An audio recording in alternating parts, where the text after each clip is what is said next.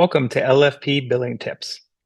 Hi, I'm Nick Petropolis, a family physician in New Westminster and Burnaby, where I provide long-term care at Chechensway Care Community. In this video, I'm going to cover team communication codes that are billable for LFP facility-based care and when you can bill it. Depending on your facility-based setting, you may know the team communication code as 98035 for long-term and palliative care, 98036 for inpatient care, or 98037 for pregnancy and newborn care.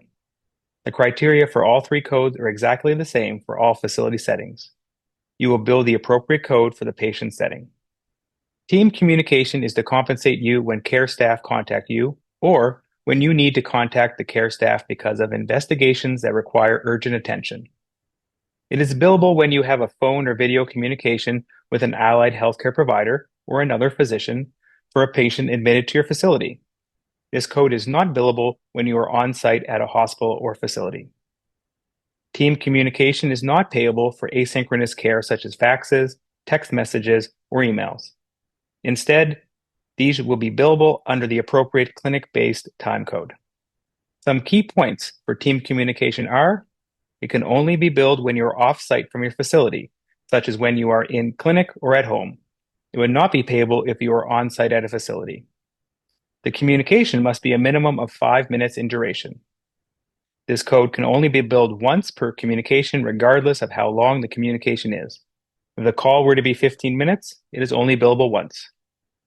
Team communication is payable once per patient, per physician, per calendar day. It can be billed in addition to a patient visit if clinically required on the same day, as long as they aren't at the same time.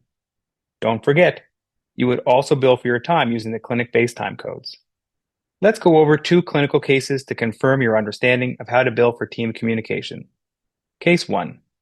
While working at your clinic, you receive a call from the nurse at your care home and take the call in between seeing patients. On the call, you learn that your 93-year-old male patient has a new fever. You provide the nurse with orders for blood work and repeat his vital signs, and advise you will come assess him after your clinic.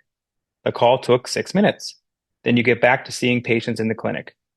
Do you think you are eligible to bill a team communication code? The answer is yes. Case 2.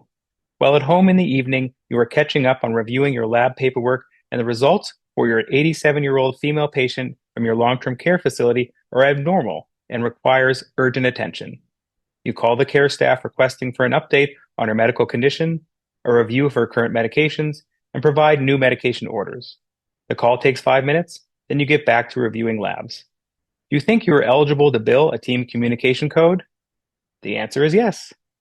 In both cases, as the call was over the minimum of 5 minutes, you were off-site, and a member of the care staff contacted you, or you contacted them as a result of investigations that required urgent attention, they are billable.